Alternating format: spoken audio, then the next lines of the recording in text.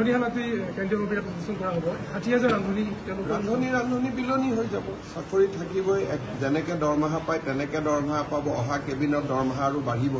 কোনো ৰান্ধনী তাৰমানে চাকৰি নাযায় এটা কিন্তু প্ৰশ্নটো ক'ৰ পৰা আহিব যিসকলে এই প্ৰশ্নটো কৰি আছে সেই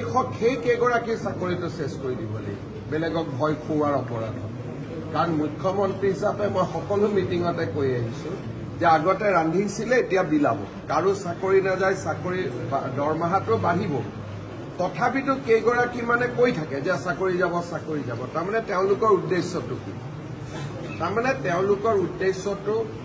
আন্দোলন কৰিব লাগে স্কুলত যাব নালাগে এইটোৱে হ'ব গতিকে টিভিত আমি সেই মহিলা কেইগৰাকীয়ে হওক বা ৰান্ধনী কেইগৰাকী হওক নামখিনি এতিয়া উলিয়াব দিছোঁ আৰু শিক্ষা বিভাগক আমি নটিচ দিব কৈছোঁ যে কি ভিত্তিত আপোনালোকে এনেকুৱা ষ্টেটমেণ্ট দি আছে মুখ্যমন্ত্ৰীয়ে মিটিঙে কৈ থকাৰ পিছতো যে কাৰো চাকৰি নাযায় বৰঞ্চ দৰমহা বাঢ়িব গতিকে তেওঁলোকক আমি ভিত্তিখিনি সুধিম আৰু ভিত্তিখিনি যদি ক'ব নোৱাৰে সেই কেইগৰাকী ৰান্ধনীৰ হয়তো চাকৰি যাব